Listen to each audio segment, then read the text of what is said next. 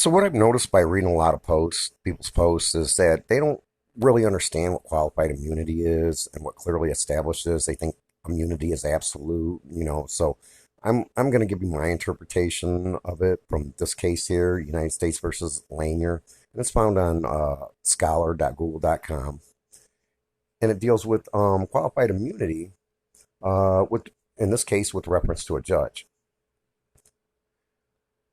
And the first point that I want to bring up is while Kosminski, a case under Section 241 for violating 13th Amendment rights, did characterize our task as ascertaining the crime charged by looking to the scope of the 13th Amendment prohibitions specified in our prior decisions, in at least one other case, we have specifically referred to a decision of the Court of Appeals defining the established scope of a constitutional right for purposes of Section 241 liability, see Anderson.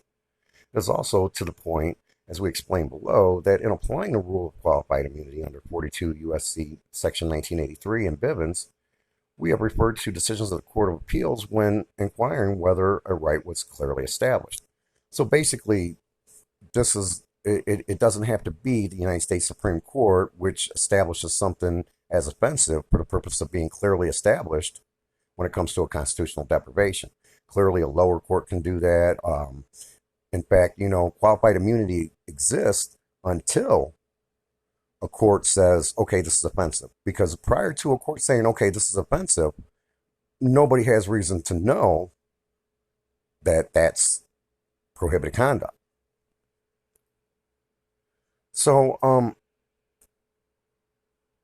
also, but general statements of the law are not inherently capable of giving fair and clear warning, and in other instances, a general constitutional rule already identified in the decisional law may apply with obvious clarity to the specific conduct in question, even though the very action in question has not previously been held unlawful.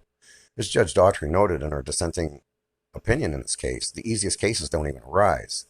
There has never been a Section 1983 case accusing welfare officials of selling foster children into slavery. It does not follow that if such a case arose, the officials would be immune from damages for criminal liability. So, even though a court has not said that this is offensive, the Constitution itself can provide fair warning. In the civil sphere, we have explained that qualified immunity seeks to ensure that defendants reasonably can anticipate when their conduct may give rise to liability, by attaching liability only if the contours of the right violated are sufficiently clear that a reasonable official would understand that what he is doing violates that right. So conceived, the object of the clearly established immunity standard is not different from that of fair warning as it relates to law made specific for the purpose of validly applying Section 242. The fact that one has a civil and the other a criminal law role is of no significance. Both serve the same objective, and in effect, the qualified immunity test is simply the adaptation of the fair warning standard to give officials and ultimately governments the same protection from civil liability that normal people have in the face of vague and general statutes. I don't have that part here, obviously.